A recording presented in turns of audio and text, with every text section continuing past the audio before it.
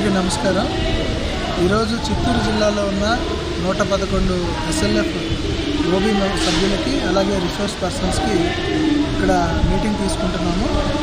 ఇందులో ప్రధానంగా గౌరవ ముఖ్యమంత్రి గారు ఇచ్చినటువంటి ఒక కుటుంబం ఒక వ్యాపారవేత్త అనేటువంటి కాన్సెప్ట్ మీద ఈరోజు మీటింగ్ పెడుతున్నాము.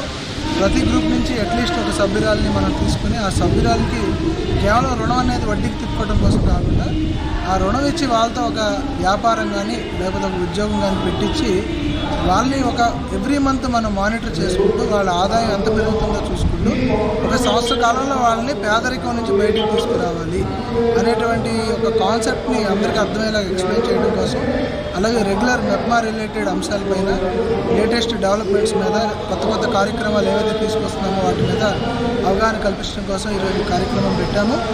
మెప్మాలో లాస్ట్ 1 yearగా అనేకమైన కార్యక్రమాలు చేశాము. ర్యాపిడో కానీ, హోమ్ ట్రయాంగిల్ కానీ, ప్రేరణ సఖియ కానీ, అలాగే తృప్తి క్యాంటీన్స్, స్మార్ట్ స్ట్రీట్స్, ఇలాగ అనేకమైనటువంటి కార్యక్రమాలు చేస్తున్నాము.